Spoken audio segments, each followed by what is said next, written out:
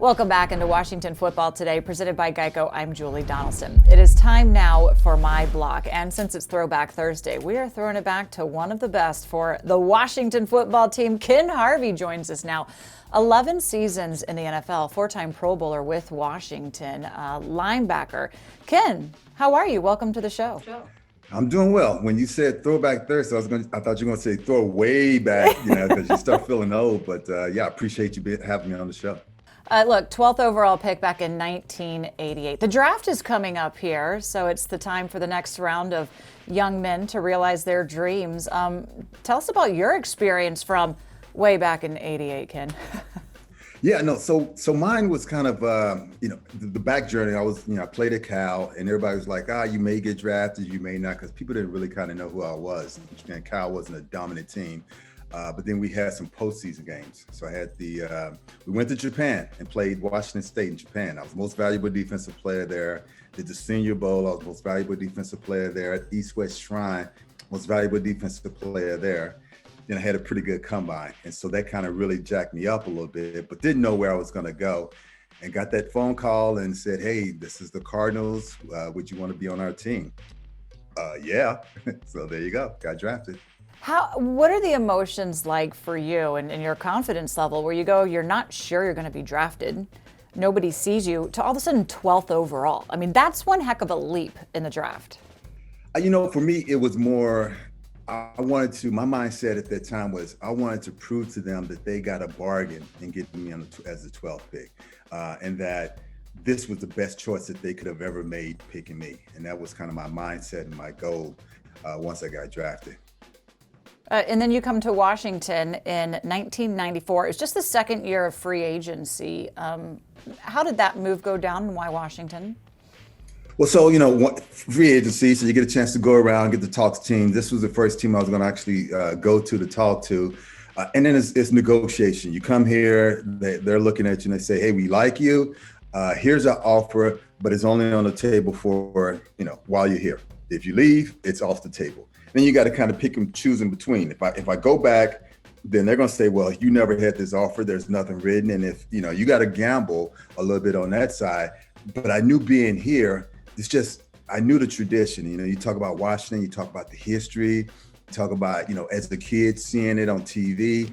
And I was like, man, this is a great opportunity. This is a tradition. You want to be part of the tradition. They just come off of winning some Super Bowls. And so I wanted to hopefully be a part of a new winning tradition. Didn't happen that way, but that was one of the reasons I chose Washington. And it paid off personally, I guess stats-wise. Chase Young, let me ask you about this guy, right up your alley. What have you seen from him, and what do you anticipate seeing from him as his career continues here in Washington? So, so you look at him and you look at the player, right? And you start looking at the physique and you say, okay, man, he has speed, he has strength, he has long arms, he has a motor that never quits. And you look at the categories and you say, what do you want in a player? You want a player that's smart, that understands how to play the game. You want a player that never gives up and never quits. And then you want to have a player with some natural ability. And he fits all those categories. In those categories, I would say, you keep that up, that's a Hall of Fame type of player, right? I like that he has that attitude and the never quit. You can be the strongest and the biggest player, you can dominate, but I've seen guys where they take time off, they take plays off, and that, that doesn't, it makes you a good player maybe at times, but it doesn't do anything for the team. The team rallies behind guys like him. And I think for his future, it's more just continue to do what you're doing. Don't read your press clippings too much. Don't let it get to your head. And just keep perfecting your game. Never be afraid to learn and to look and to try to always get better. Because the worst thing is to stagnate and think that you're just that good and you don't need to improve on anything.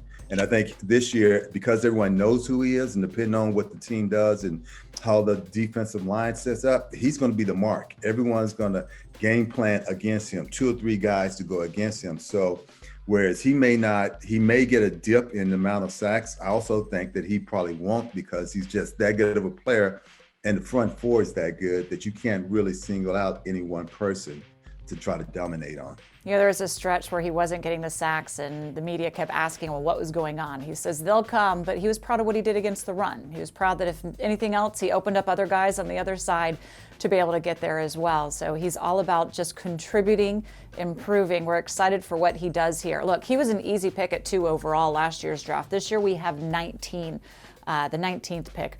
What would you like to see Washington do there? So I knew you were going to ask a question. I was trying to do a little research.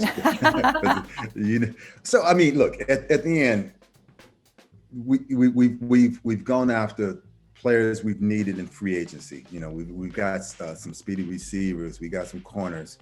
Right now, the biggest need seems to be we need a good offensive tackle because we got a quarterback who has a good arm, but it's older.